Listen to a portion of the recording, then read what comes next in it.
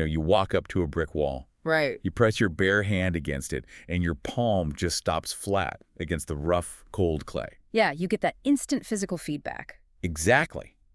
In that split second, your brain registers an absolute, undeniable reality.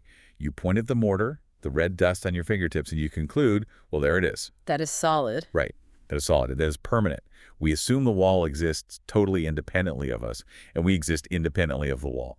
We really build our entire psychological framework on that binary expectation. It's either solid architecture or it's empty space. We demand a reality that can be conceptually grasped, like locked into a grid. Oh, absolutely. I mean, the human nervous system is essentially this pattern recognition machine that is just terrified of ambiguity. Yeah, so it categorizes the environment into discrete, independent objects. Right. A wall, a hand, a starting line, a destination. We just assume the universe is a giant static container, and we are distinct, permanent entities maneuvering through it.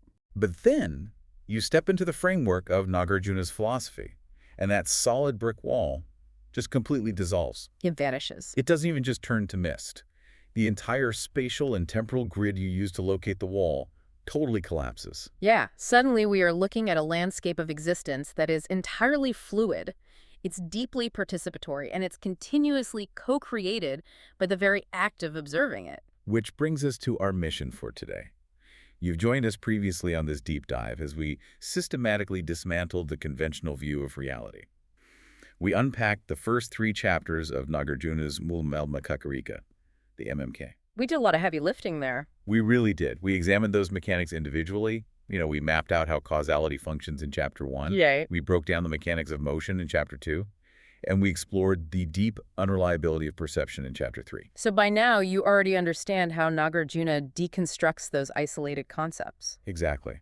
But the mission today is entirely different. We are pulling all the way back to look at the collision. The big picture. Yes. What happens when causality, motion, and perception are no longer treated as separate chapters in a book, but as overlapping gears in a single running engine? If we connect this to the bigger picture, examining those chapters in isolation is akin to taking apart a high-performance engine and laying the pistons, the spark plugs, and the timing belt out on a clean workbench. Right, they're just sitting there. Yeah. I mean, you can analyze a piston all day long, admire the machining, understand its specific function, but staring at a stationary piston tells you absolutely nothing about the explosive, terrifying momentum of a vehicle doing 100 miles an hour down a highway. It's completely different in motion. Exactly. To understand the momentum of reality, we have to put the engine back together. We have to watch causality, motion, and perception constantly condition, update, and rewrite one another in real time. Don't parallel tracks. No, not at all. They constitute a deeply participatory karmic mirage that we misinterpret as everyday solid life. Okay, I am so fascinated by the mechanics behind that phrase, karmic mirage. It's a great term. It is. The translation from the Sanskrit paints this as an illusory, limitless, and centerless fractal karmic cycle. Which is a mouthful. Right. On the surface, that sounds like an impenetrable wall of academic jargon. My immediate reaction is to just gloss over it. But if we actually break down the physics of what Nāgārjuna is describing, it applies to the most mundane actions you take. Oh, totally. We are talking about the hidden architecture behind pouring a cup of coffee or opening your laptop. Or feeling a sudden rush of anxiety about a deadline. Yes. But to see that hidden architecture, we have to define the ground rules of this reality first. Okay, let's unpack this. We have to revisit the 3 spheres model, but applied to the fractal. Right. So the 3 spheres model is the baseline diagnostic tool for understanding literally any event in the universe. Every single action is a triad. It consists of an actor, the action itself, and the result or object of the action. Exactly. If we look at causality, the triad is the cause, the causing, and the effect. And in motion, it's the goer, the act of going, and the destination. Yep.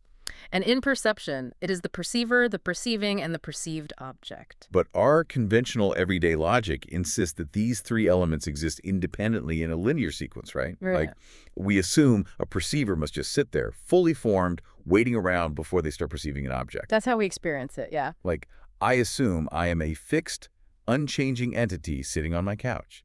My identity as me is solid. Then a thought arises, and I decide to stand up and walk to the kitchen. Right. I view myself as a goer who exists completely prior to and independently of the act of walking. The walking is just a verb I attach to my noun. And that is the core delusion Nāgārjuna targets.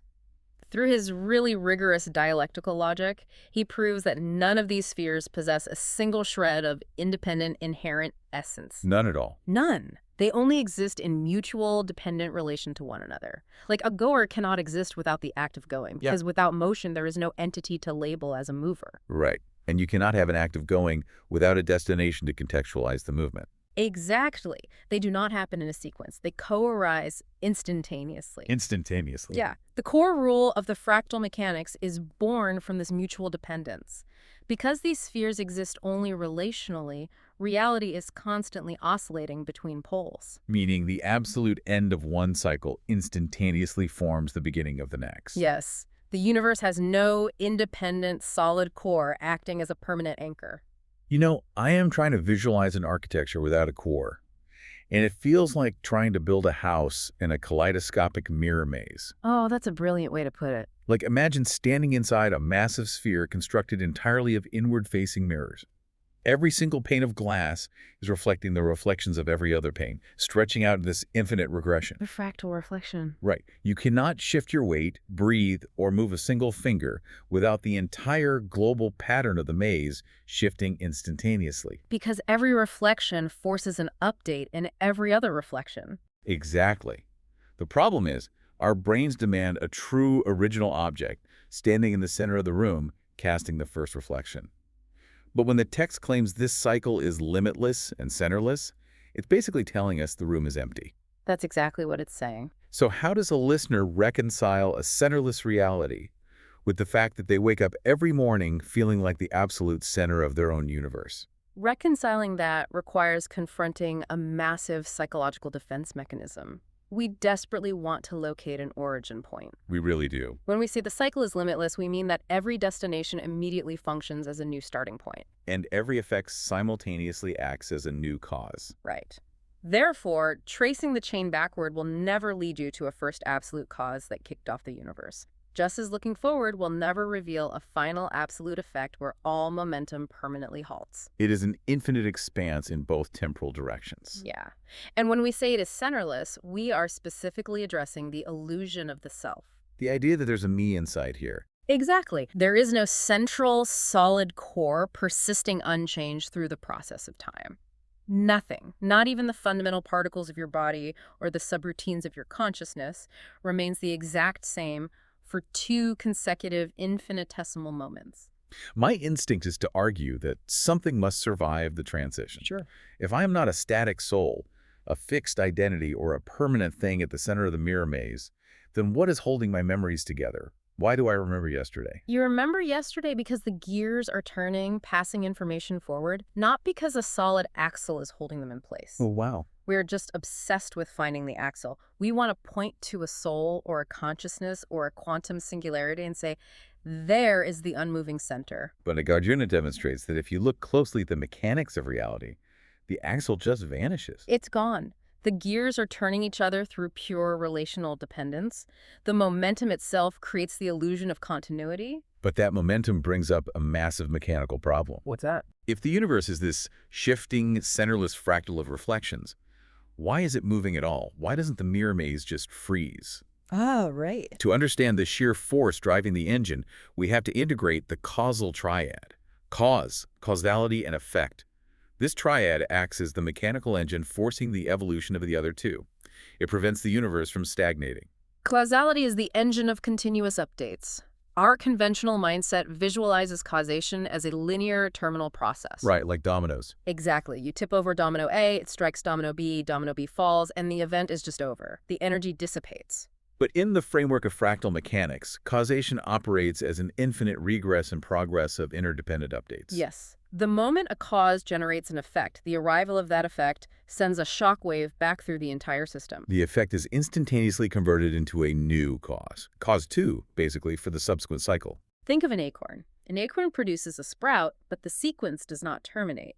The sprout is instantly redefined as a plant, which yields a mature oak, which drops 10,000 new acorns. The botanical example is safe. It's comfortable. But I want to apply this aggressive engine of causality directly to the human nervous system. Let's do it. Let's look at how the causal engine forcefully updates perception. Suppose you walk into a museum and stand in front of a massive, overwhelming painting of a storm at sea. Okay. Conventionally, we treat this as passive observation. The painting is just bouncing photons into my eyes. My brain is a hard drive, the painting is a file, and I'm just hitting save. Right. You assume you remain perfectly intact while collecting data. Yeah. But Nāgārjuna says this is a profound misunderstanding of physics. This is a violently causal event. It is an active collision. The encounter with the perceived object generates entirely new sensory data, cognitive imprints, emotional reactions, and desires. So the original entity who walked up to the painting, let's classify them as perceiver 1. Okay, perceiver 1. They are instantaneously obliterated and overwritten by the effect of this causal feedback. Exactly. The visual data of the storm triggers a memory, spiking adrenaline, shifting the neural pathways.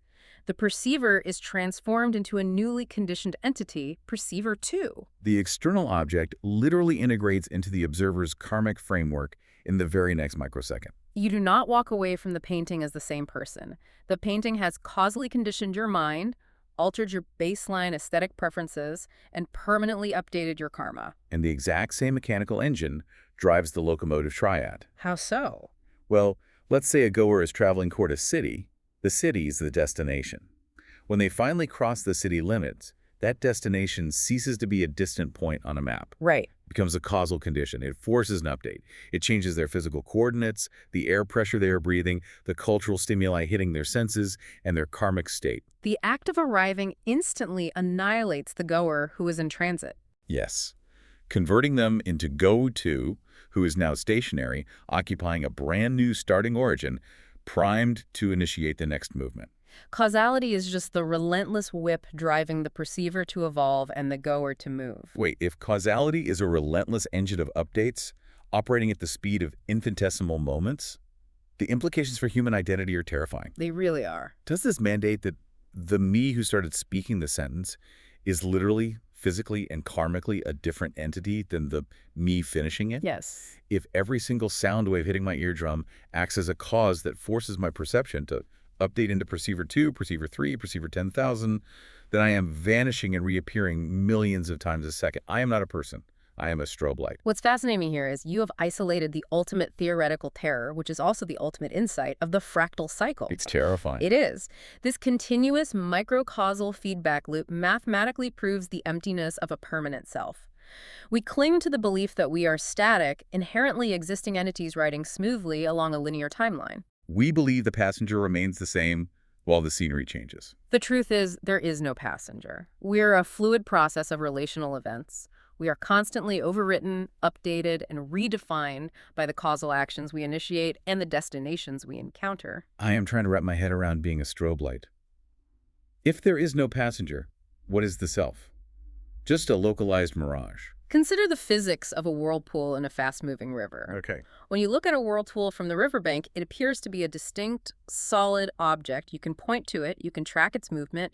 It has a shape and a recognizable boundary. Right. But a whirlpool possesses zero inherent essence. It is not made of whirlpool material. It is merely a temporary, mirage-like intersection of water currents, temperature differentials, and the topography of the riverbed beneath it. So the water constituting the whirlpool is completely replaced every fraction of a second. Exactly. If the river stops flowing, the whirlpool ceases to exist instantly. Yourself is the whirlpool. The engine of causality is the flowing water. You are a temporary pattern of conditioning that feels solid only because the momentum is so fast. I find the whirlpool terrifying because it implies fragility. If my identity relies on constant motion, then stillness is a kind of death. In a way, yes. But an engine like the causal water currents cannot operate in a void. It requires a space to function. It needs a spatial framework to encounter new fuel, new topography, new conditions to keep the whirlpool spinning. Which forces us to examine the locomotive triad. The goer, the going, and the destination. How does the sheer act of motion provide the necessary conditions for causality and perception to exist? Well, causality provides the temporal engine of updates, but motion provides the spatial framework for dynamic change. It introduces continuous displacement. Okay, displacement. If the cycle lacked the act of going, the entire system would collapse into a singularity. The perceiver would be trapped in one static location, processing the exact same sensory object for eternity. A stagnant whirlpool. If the river stops bringing new water, the pattern dissolves. Exactly. Without motion, the perceiver has no new encounters. The causal updates would hit an infinite loop of identical data. It would be the psychological equivalent of staring at a blank gray wall for 1,000,000 years. And that's why the system requires motion to displace the perceiver, forcing them to collide with a new environment. Right. Motion generates the essential friction of existence. It creates contact between the sense mediums and the environment. Without the physical act of moving, you cannot walk into the gallery to observe the storm painting. You cannot reach out your hand to touch a piece of hot metal. Motion drags the perceiver into contact with the perceived. This contact is the absolute non-negotiable prerequisite for perception to trigger. Which in turn acts as the catalyst for generating new causal karma. Without the locomotive triad providing displacement, there are no new destinations to update the goer, no new objects to update the perceiver, and no new effects to become causes. I want to introduce a mechanical analogy here to explain how this displacement actually works, because our conventional view of motion is completely backward. I'm intrigued. Let's hear it. Think about walking on an omnidirectional virtual reality treadmill. Oh, like the platforms that allow a user to physically run while remaining in the center of the room? Yes, you strap on the VR headset, harness into the center ring, and begin to run. Inside the simulation, you feel like a sovereign, solid entity progressing forward through an absolute static world. Right. You see a virtual mountain on the horizon, and you believe, I am traveling through space toward that mountain. But what is actually happening mechanically? You're not moving forward at all. Exactly. You are physically locked in the exact same geographic coordinate in your living room. The treadmill bowl is sliding backward under your feet, capturing the kinetic energy of your legs and feeding that data into the computer. And the computer is rendering new pixels. Yes, constantly redefining the destinations being beamed into your optic nerve. We suffer from this profound delusion that we are progressing through a fixed framework of space and time. But Nāgārjuna suggests we are on the treadmill. We are a fluid process defined entirely by the sensory data sliding under our feet. Exactly. The motion is simply the mechanism that feeds new data into the headset. The VR treadmill perfectly illustrates how the concept of the goer is entirely dependent on the going. In the simulation, you are only a traveler because your legs are moving the treadmill. The motion itself generates the illusion of traversing space. Nāgārjuna argues there is no independent mover waiting to move. There is only the interdependent act of moving generating the entity who moves. Which is wild to think about. It is. And this continuous redefinition exposes why our obsession with planning an absolute permanent endpoint in life is a devastating psychological delusion. Wait, I want to challenge that. Why is planning an endpoint a delusion? If I set a goal, say, saving enough money to buy a house, that destination is real. I sign the mortgage, I walk through the front door, the going has stopped. I have arrived. You have arrived conventionally, but you treat the destination as an absolute termination of the cycle. We view physical locations, career milestones, or even states of emotional peace as permanent endpoints. Right. The delusion is thinking if I just reach this specific point, the exhausting act of going will permanently cease, the causal updates will stop, and I will be complete. Oh, I see. The fractal mechanics reveal that reaching the house merely updates you into go to. The moment you walk through the front door, the house instantly converts from a destination into a new starting origin. The roof needs fixing. The property taxes are due, the neighborhood changes. The horizon relentlessly shifts. The destination is never absolute. It is merely the specific causal condition necessary to initiate the next movement. The VR player never actually reaches the mountain. The software simply loads the next level of the simulation around them. The treadmill never stops.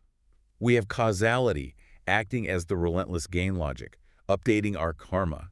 We have motion acting as the physics engine, spinning the treadmill to generate encounters. Exactly. But this raises an impossible question. What is it? If I am on a VR treadmill, who programmed the simulation? Who is rendering the graphics? Who is projecting the spatial rules, the causal logic, and the boundaries of the objects I am interacting with? Oh. This pulls us into the ultimate mind-bending twist of the MMK, the perceptual triad, the perceiver, the perception, and the perceived. This is where the sheer architectural genius of Nāgārjuna's system really locks into place. Because we understand that causality and motion are operating, but we have completely ignored the medium in which they operate. How are they structured? The staggering conclusion is that the perceptual triad actually conditions and dictates the frameworks of causality and motion because it is the mind itself projecting these structures onto the raw flux of reality. Here's where it gets really interesting, because I'm going to push back hard on this. Go for it. I can accept that my mind colors my experience. If I'm in a bad mood, a sunny day looks annoying. But you are suggesting something much more radical. I am. We instinctively believe that discrete labels like cause, effect, goer, and destination are objective, physical facts sitting out there in a dead, independent universe. We assume the law of gravity and the linear progression of time existed exactly as we conceive them billions of years before a human brain evolved to name them. Right. You're saying those are just mental imputations. They are entirely conceptual overlays. Right. Consider the raw data of reality. It is a fluid, centerless, ungraspable cascade of infinite interdependent conditions. The human nervous system cannot survive in a state of formless flux. It would induce immediate psychotic paralysis. Totally. To navigate the environment, the conditioned mind takes a massive, continuous river of data and arbitrarily chops it up into recognizable, manageable buckets. It draws an artificial boundary around a sequence of events and labels it cause and effect. Yes. It imposes imaginary spatial coordinates onto a continuous field and labels them starting point and destination. So the perceiver is literally projecting the geometry of motion and the logic of causality onto the universe. The specific world you traverse, the three-dimensional space you move through, the sequential events you stitch together into a causal narrative, all of these exist strictly as the perceived object within the perceptual triad. That's insane. Even macrocosmic phenomena like time and space are not a massive, fixed, objective theater stage upon which the universe performs. They are empty, relational constructs dependent entirely on the specific sensory apparatus and karmic conditioning of the perceiver. So if you radically alter the perceiver's karmic conditioning, you instantaneously rewrite the physics of the world they perceive. Exactly. But wait, if cause and effect are just conceptual buckets I draw in the sand, and space and time are just software running on my karmic hardware, we're veering dangerously close to pure solipsism here. I know it sounds like that. Is Nāgārjuna arguing that absolutely nothing is real? Is this an elaborate argument for nihilism, where the entire universe is just a hallucination trapped inside my lonely consciousness, and you, the expert sitting across from me, are just a figment of my imagination? It's a common fear. If everything is a mental imputation, why doesn't my mind just impute $1 million into my bank account right now? That is the single most common and most dangerous misinterpretation of Madhyamaka philosophy. Okay, please rescue us from solipsism then. It is crucial to surgically dismantle the solipsism argument. Nāgārjuna does not fall into the trap of subjective idealism, and he proves why using a dialectical tool called the tetralemma, or the fourfold negation. The four logic gates. Let's walk through them slowly, because this is where the logic gets incredibly dense. Sure. The gates are, it is not this, it is not that, it is not both, and it is not neither. How does this solve the problem of me hallucinating the universe? Let's apply the tetralemma to the reality of the perceived world. Gate 1. Is reality purely subjective? Is it entirely generated by a sovereign, independent mind? Like the hallucination. Right. Nāgārjuna answers no. Pure solipsism requires an inherently existing permanent self or consciousness to act as the projector of the hallucination. Ah. But we have already proven the perceiver is empty. The perceiver is a whirlpool. Right. Without a perceived world pushing back, providing sensory friction and data, there is no perceiver. Exactly. You cannot have a subjective hallucination without a prior objective catalyst to trigger the cognition. Therefore, reality is not purely subjective. Okay, gate 2. If it's not purely subjective, is reality purely objective? Is there a solid, permanent universe sitting out there exactly as I see it, completely independent of my observation? Nāgārjuna again answers no. Pure objective realism fails because there is no observer-independent view from nowhere. Meaning? The universe you perceive is heavily filtered and actively shaped by your specific karmic apparatus. Imagine a deep-sea anglerfish, a bat navigating by sonar, and a human looking at the exact same physical location in the ocean. They perceive three entirely different, mutually exclusive realities. The bat perceives acoustic topography, The fish perceives pressure gradients and bioluminescence. The human perceives water and light. Which one is seeing the absolute objective reality? Yeah, none of them. They are all experiencing a reality conditioned by their biological and karmic framework, so it is not purely objective. Gate 3. Is it a combination of both? Is reality partly subjective and partly objective? It cannot be both. Mixing two inherently flawed, empty extremes does not magically produce a solid foundation. If both the subjective perceiver and the objective universe lack independent essence, sticking them together just creates an empty relationship, not an absolute truth. Perfectly said. Gate 4. Is it neither subjective nor objective? Saying it is neither is a retreat into complete nihilism. It is a denial of conventional experience. It ignores the fact that when you stub your toe, it hurts, regardless of your philosophical stance on reality. So if reality survives the 4 logic gates by being not subjective, not objective, not both, and not neither, we are left with a massive paradox. What is actually happening when I look at a tree? What is happening is a highly participatory, mutually dependent co-creation. It is the karmic mirage. The mirage. Yes. The mind projects the categories of space, time, and causality onto the flux, and the flux pushes back, instantly updating the mind through sensory friction. It is an inseparable co-evolution. You are not observing a dead universe from behind a pane of glass. No! You and the universe are locked in a continuous dance, simultaneously bringing each other into existence microsecond by microsecond. That concept is astronomically huge. To prevent this from floating away into the philosophical stratosphere, I need to force this massive web of intersecting mechanics into the most boring, mundane, everyday action possible. Okay, let's ground it.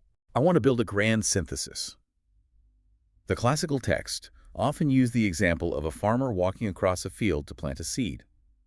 Let's dissect this microscopic event and track how all 3 triads, causality, motion, and perception, operate simultaneously to render a single frame of reality. It is the perfect diagnostic example because it contains the infinite complexity of the entire fractal cycle hiding beneath a purely conventional action. Let's break it down layer by layer, starting with the perceptual triad. How is the mind rendering this scenario? Well, perceptually, the farmer's mind is actively projecting the reality of the environment based on decades of past agricultural conditioning. Right. The sensory organs receive raw data, photons, textures, smells. But it is the mind that instantly organizes that data into the conceptual bucket of a field that requires cultivation. Exactly. The mind looks at a tiny hard object and labels it a seed overflowing with future potential. The mind generates an intention to grow food to survive the winter. Because without the human conceptual framework of agriculture, the field is not a field. It is just an arbitrary patch of dirt and organic matter. Right. The mind literally co-creates the agricultural reality. And simultaneously, as the farmer observes their own hands digging the soil, this sensory friction generates new karmic imprints. The smell of the damp earth, the ache in the lower back. Yes, these perceived effects immediately update the perceiver. The farmer who stands up after planting the seed is experientially and karmically a different perceiver than the one who knelt down. Precisely. Now layer the locomotive triad over that, the motion framework. Okay. The farmer begins as goer 1, standing at the edge of the property. They initiate the act of going, placing one foot in front of the other to reach a highly specific spatial coordinate, the planting spot, which serves as the destination. And the moment their boots arrive at that exact coordinate, the destination exerts its condition. You're right. It forcibly updates their physical location and their karmic trajectory. The forward walking ceases, and they instantaneously convert into goer 2. They are now stationary, occupying a new point of origin, immediately ready to initiate a completely different locomotive action, like the downward motion of kneeling to dig the hole. Exactly. And driving the entire sequence is the causal triad, the mechanical engine. Causally, the farmer operates as the initial cause or the producer. Yes. The physical muscular act of placing the seed into the topsoil and burying it is the causality or the production process. The newly planted seed lying in the dark dirt is the effect. But the fractal does not terminate there. No, it never does. That planted seed, the effect, is instantaneously redefined as cause 2. It will intersect with new conditions: soil moisture, nitrogen levels, and solar radiation. These conditions will coax out a sprout, which becomes a stalk, which yields a harvest, which provides the caloric energy for the farmer to survive the winter. Which becomes the cause for the farmer to walk out to the field again next spring. I am going to return to my technology analogies because the architecture you are describing is identical to how we build simulated worlds. It is the exact architecture of a modern video game engine. Really? How so? Think about the components required to run a massive, open-world video game. You have the rendering pipeline, which correlates perfectly to perception. Okay, the rendering pipeline is constantly drawing the polygons, the lighting, and the textures on the screen, but it only draws what the camera is currently looking at, based on the player's position. Right, it doesn't render the whole world at once. Exactly. Then you have the physics engine, which correlates to motion.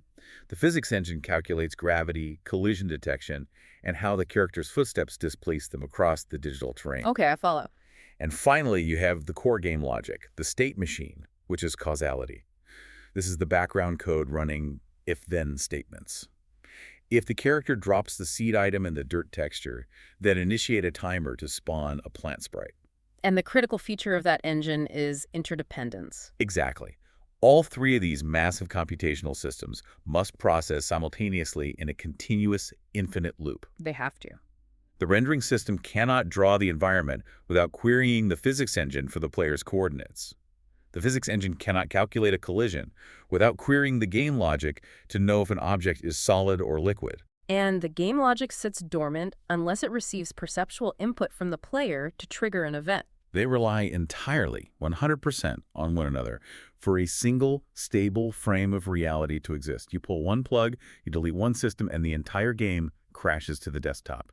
It is a phenomenal analogy because it highlights the emptiness of the objects themselves. Right. In a video game, there is no inherent seed, there is no physical dirt, and there is no actual farmer. It is all just interdependent relational code constantly updating itself at 60 frames per second to project an illusion. And Nāgārjuna is arguing that our biological physical reality operates on the exact same architecture, just without a central CPU or a master programmer. Exactly. It is a centerless, autonomous network of karmic code writing and rewriting itself into existence.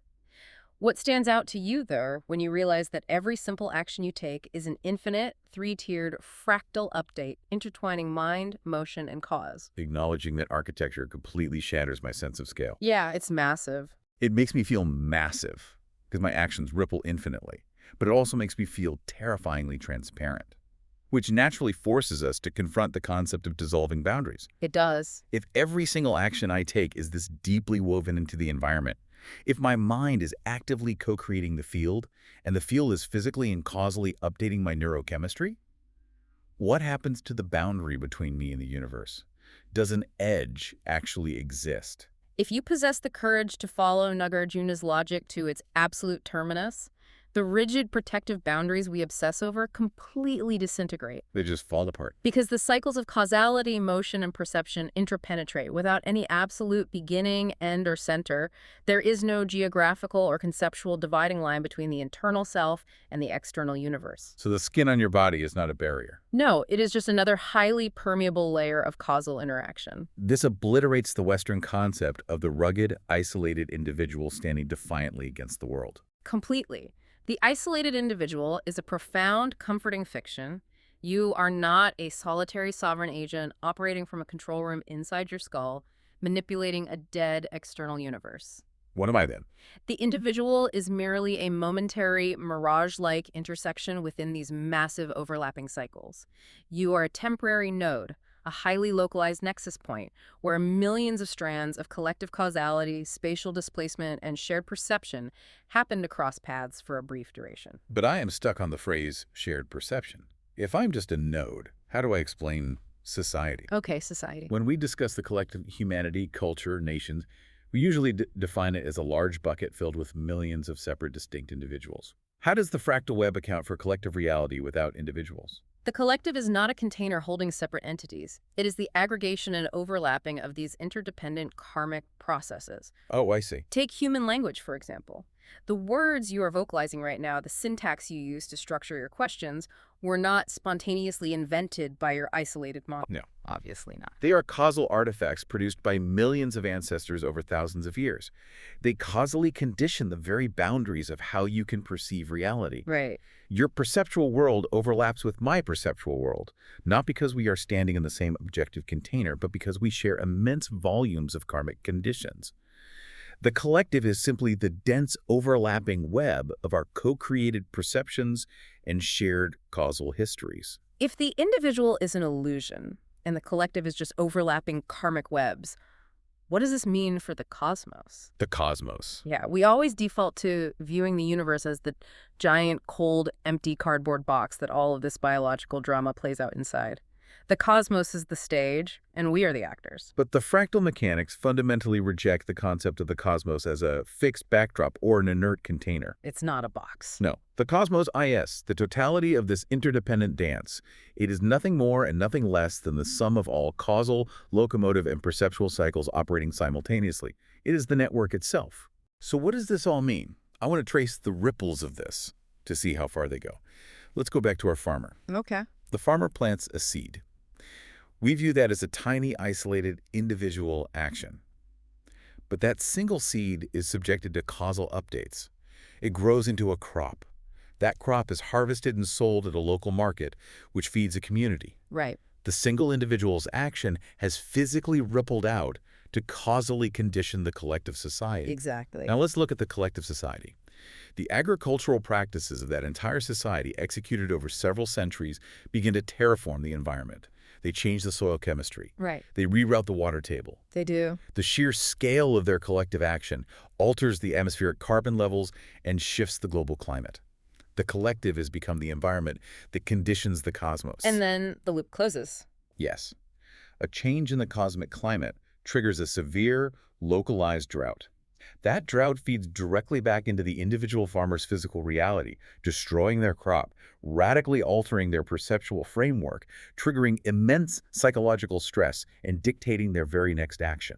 It is a continuous, terrifyingly unbroken feedback loop. It really is. This raises an important question regarding separation.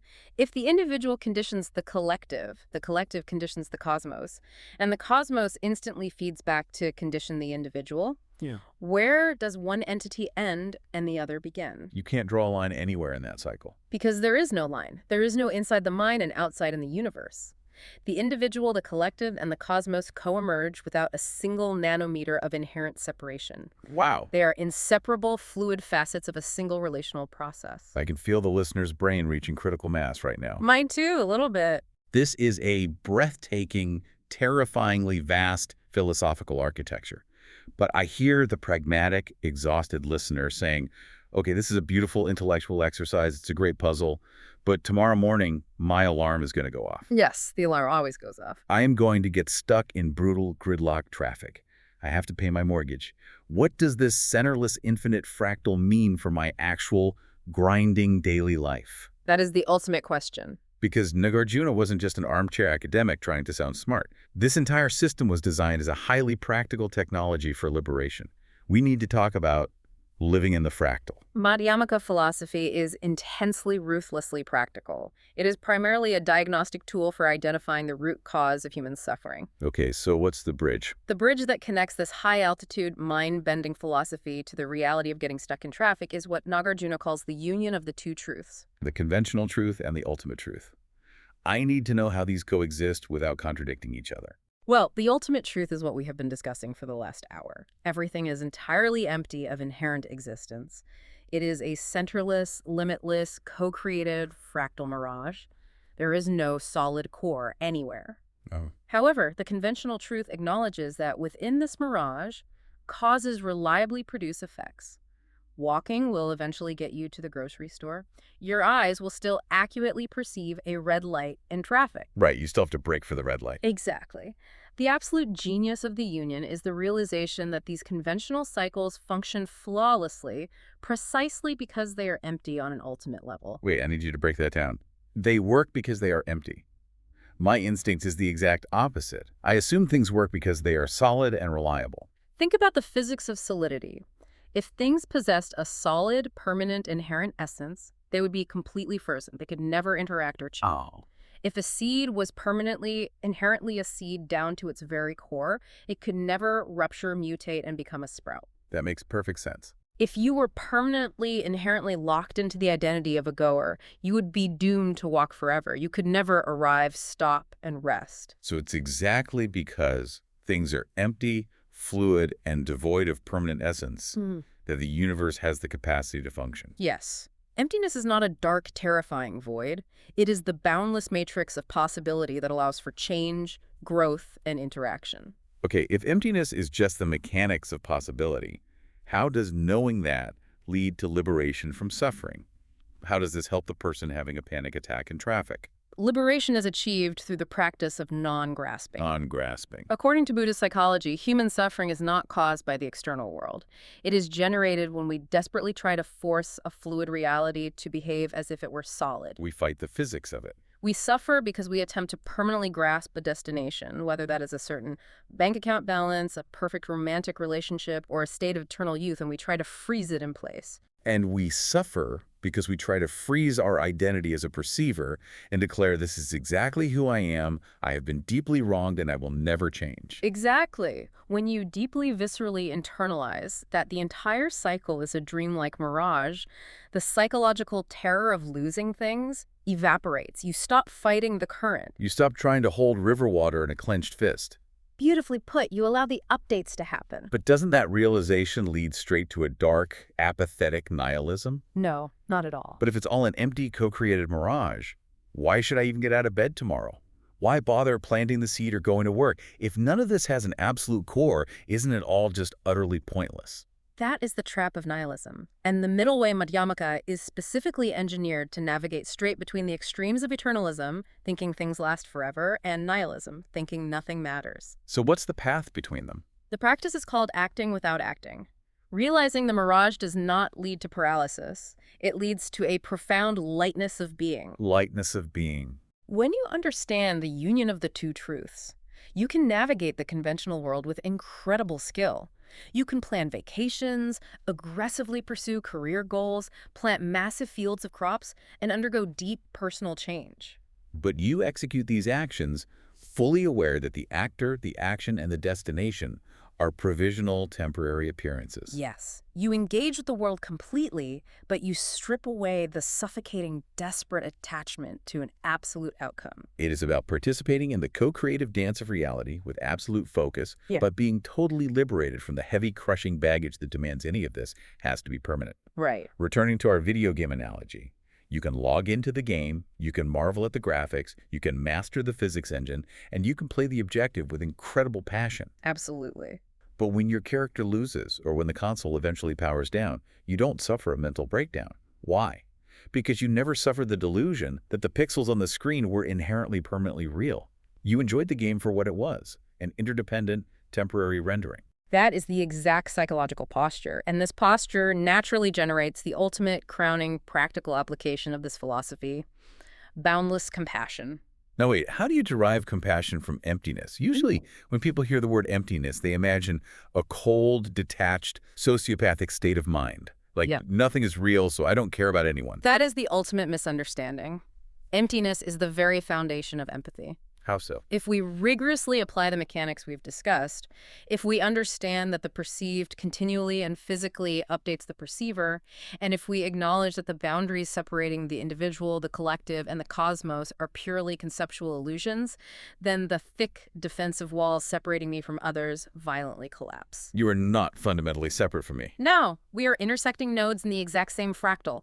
My causal actions literally condition your reality, and your suffering literally updates the environment I inhabit. So compassion isn't just a nice moral idea, it's an acknowledgement of shared physics. Exactly. Boundless compassion is not a moral imperative handed down by a deity, nor is it a polite social convention. It is grounded in the ultimate structural truth of reality. Wow. The suffering of the world is inextricably, physically inseparable from your own self, because the self is just a temporary pattern within the infinite web of the world. So when you intentionally inflict damage on another node in the web, you are causally injecting suffering into the very environmental fractal that will instantaneously loop back to update your own perception. To act with boundless compassion is not to be a martyr. It is simply to act in absolute accordance with how the mechanics of reality actually function. It's breathtaking. When you truly mechanically perceive the fractal, compassion is no longer a draining chore or a noble sacrifice. It is literally self-preservation, operating on a cosmic scale, born from the realization that there is no separate self to preserve in the first place. It's a complete paradigm shift. We've traversed an immense amount of philosophical terrain today on this deep dive. We began by observing the isolated gears of Nāgārjuna's system causality, motion, and perception sitting quietly on a workbench. And then we fired the engine. We really did. We watched causality operate as the relentless mechanical whip of infinite updates. We watched motion provide the vital spatial framework and friction for new encounters. And we watched perception, the conditioned mind, act as the projector, rendering the rules of reality onto the raw flux. Locked together, they generate a staggering vision of a limitless, centerless karmic fractal. We are living inside a universe where the observing mind and the observed cosmos are locked in a seamless, fluid, terrifyingly beautiful dance of continuous co-creation. It requires a monumental shift in how you see everything. You must transition from viewing a universe populated by dead, solid objects to experiencing a universe composed entirely of pure, empty relationality. And as we power down the engine for today, I want to leave you, the listener, with a final, lingering puzzle to test this paradigm. We had spent the last hour meticulously detailing how every cause, every movement, and every perceived object is nothing more than a mental imputation. Just labels. They're artificial labels, conceptual buckets that your terrified, conditioned mind projects onto the continuous rushing river of reality just to survive the day. But I want you to observe the machinery of your own mind right now. Look closely. What exists in the silent, terrifying, unlabeled gaps between those thoughts? If the ultimate nature of reality is indescribable, inconceivable, and totally beyond the reach of our dualistic concepts, who or what are you in the exact fraction of a microsecond before your mind imputes the next cause, the next destination, or the next perception? What happens to the brick wall in the split second before you tell yourself it is solid? That's the real question. Take that perspective out into the world today. Watch the fractal engine operating in real time in your own life. Observe the co-creation happening when you walk to your car, when you speak to a stranger, when you pour a glass of water. Look for the gaps between the imputations. Until next time, keep diving deep.